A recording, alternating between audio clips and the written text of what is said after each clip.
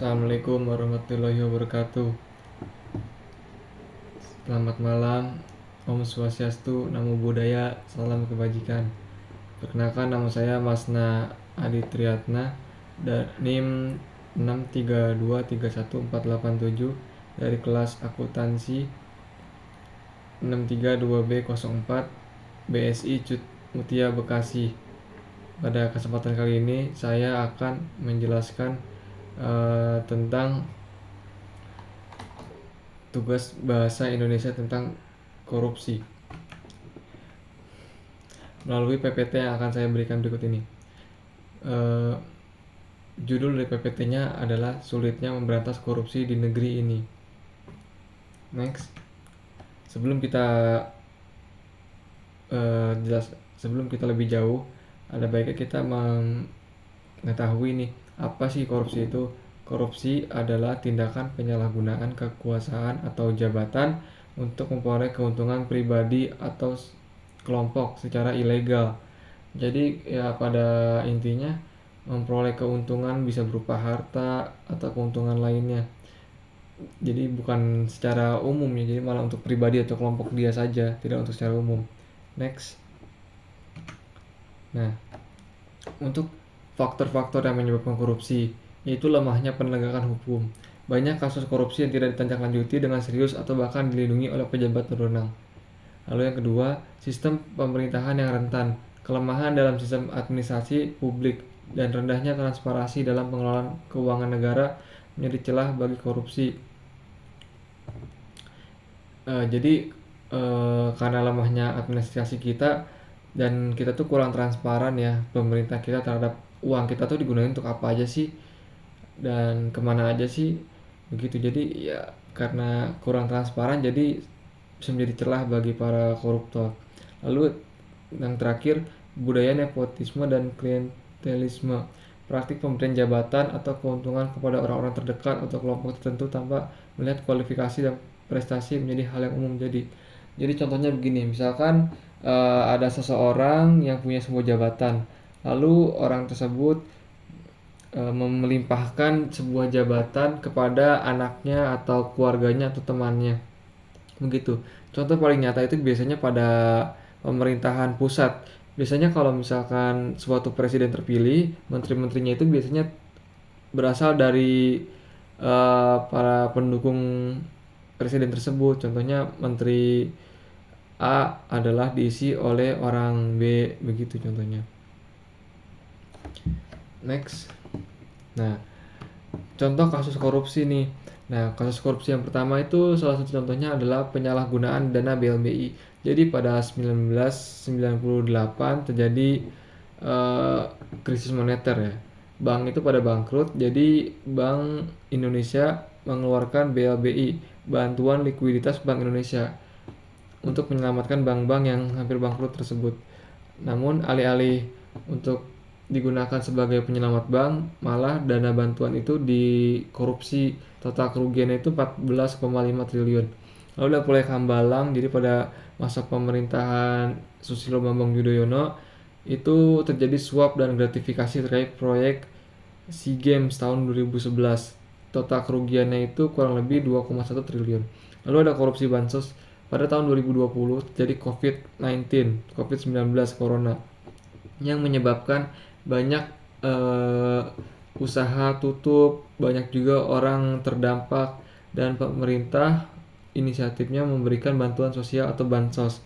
Namun bantuan tersebut malah dikorupsi oleh Menteri Sosial pada saat itu, yaitu Juliari Peter Batubara.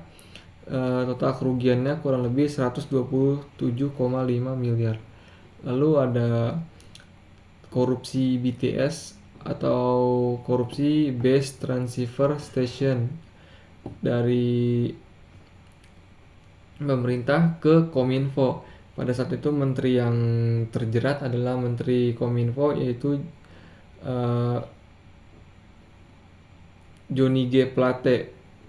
Nah, Johnny G. Plate ini ya kurang lebih mungkin seperti tadi sempat disinggung, yaitu nepotisme ya. Jadi Johnny G. Plate ini merupakan kader Partai Nasdem yang sebelumnya Partai Nasdem itu mendukung pemerintah. Jadi ya pemerintah pusat memberikan semacam balas budi lah. Jadi Johnny G. Plate ini kader Partai Nasdem diberikan kursi menteri, jadinya ya itu karena tidak sesuai dengan spesifikasinya, tidak sesuai dengan kemampuannya, jadi ya malah korupsi begitu. Mari lanjut.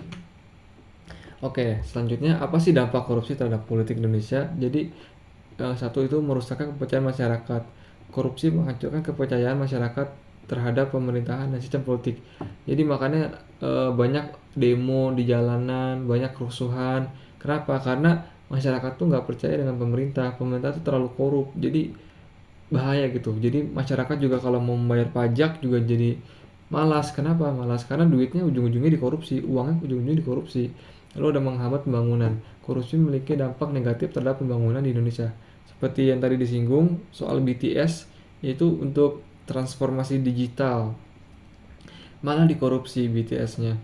Jadinya menara BTS itu tidak jadi dibangun, dan meskipun dibangun juga dananya sudah terpakai untuk korupsi. Jadi pembangunan tuh sulit gitu. Karena uang yang harusnya untuk membangun negara, membangun perekonomian, membangun infrastruktur malah dikorupsi oleh orang-orang yang tidak bertanggung jawab. Lalu ada meningkatkan ketimpangan sosial. Kesenjangan sosial semakin besar antara mereka yang kaya dan miskin. Jadi seperti kasus bansos tadi, harusnya orang miskin itu mendapatkan bantuan sosial. Agar apa? Agar hidup mereka jadi lebih mudah dan mereka lebih siap gitu dalam menghadapi bencana COVID-19. Namun, orang-orang yang tidak bertanggung jawab tersebut malah mengambil hak orang-orang miskin untuk eh, mengambil hak orang-orang miskin dan malah menggunakannya untuk kepentingan pribadi. Next, upaya apa sih yang dilakukan untuk memberantas korupsi? Itu adalah penegakan hukum. Jadi penegakan hukum harus kuat ya. Contohnya adalah undang-undang perampasan aset yang sekarang sedang digaungkan nih. Jadi DPR tuh malah tidak kunjung membahas undang-undang perampasan aset.